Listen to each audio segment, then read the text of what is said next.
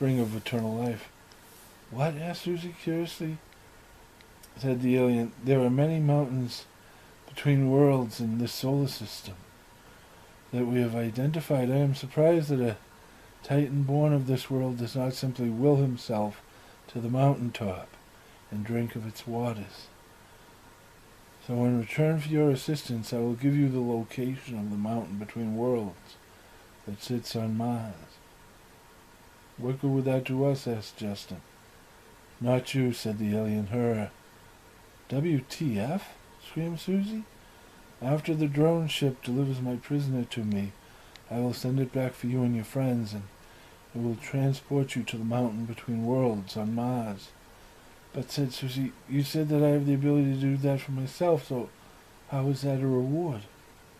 Well, you have the ability within you. But since none of the Titans born of man since the great calamity have done so yet, I am assuming that something must be blocking you. But on Mars, I would be alone. No, said the alien. From there you would be able to rebuild the mountain between worlds back here on Earth, and then simply will yourself home. So after talking it over amongst themselves, they agreed to help the alien, and so that it can assist you in capturing the escaped prisoner, said the alien. The ship has transformed itself into the Red Rocket, and it will speak to you through my voice and image. As long as you are wearing the ring, it will speak to you as if I were standing next to you. And your car has been miniaturized and placed in the ship's glove compartment.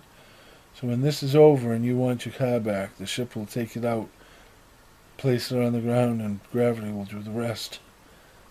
What? The group asked in unison. It will unpack the condensed molecules, and you'll have your car back. Oh. Until then, consider the ship your Red Rocket. Won't the gods of our planet detect us if we use the ship? No, it does not monitor non-life forms like the ship. It only monitors life forms that it considers threats. Drone technology is probably too primitive a technology for them to even track it. So they headed off in the alien Red Rocket towards the big city. Susie Negronis thought back to when it all began, the first time she had met Sean and Justin.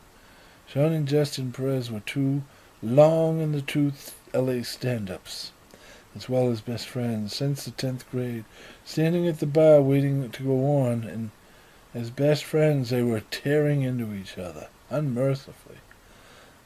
Until sitting next to him at the bar, Susie Negronis, totally new to the scene, said to them, All right already, it's time you two get a room. What? They both said in unison. We're straight. What? Said Susie. Nobody's straight in L.A. Besides, you two are vicious. What are you then? Best friends? Yes. And I thought about living... And she thought about living for 2,000 years or even till infinity. About how many other Seans and just how many other Seans, Justins, and Tatianas she would know along the way. Her mind was just thinking so fast. Was immortality something that she even wanted? They checked into their motel rooms and got ready for the night's performance at the comedy festival. The ship was monitoring for the alien. The ship said that the alien hunts during the day. Its ship will probably transform into a bus, fill up with passengers, and then disappear around a corner and have lunch. And when the alien is distracted, like when it's feeding, he can be tracked. That night at the club, after her set, Susie got a production deal offer from Netflix to turn one of her characters, the trashy aunt, in her tales of misadventure across Europe with her niece, 3 years her junior, who keeps a journal of their misadventures that she reads to the audience. A different country every night, and it's basically stream of thought. In a TV series called The Trashy Aunt, based upon her skit called The Trashy Aunt, The next morning they found the criminal alien feeding upon a bus full of passengers, just like the bounty hunter had assumed they would. The bus took a direct hit, so we knew the ship wasn't going anywhere. So the criminal alien made a run for it, and we all got to use our weapons as we reduced the alien to slime, which did not mean he was dead. Sean touched his ring to the crystal, and it turned into a mobile jail, and inside it we could see the alien, and he was hopping mad. Then we saw Sean's red rocket on the ground as it slowly grew back in size. Then the alien red rocket took off with the mobile jail. While we got into the red rocket and headed back to the motel room to pack. The mountain between worlds appeared before them, surrounded by a rainbow, and they left the alien red rocket and walked through several layers of the rainbow, when a great explosion occurred in the skies above their heads, and the alien red rocket shook, rattled, and then sat silent. The drone ship red rocket dissolved into mush as the jet pulled up, and the group was welcomed in. "Hello, and welcome. I am Ji Jang Suk. May I be of service?" said a well-dressed man. "What's going on?" they all wanted to know. Covert operation was waged against the Zutec Corporation by an unknown consortium. A sort of hostile takeover, if you will, but it has since been squashed. We observed the Cyberdrome enter your system and engage you, and we decided to let it play out. We have now acted, eliminating the threat.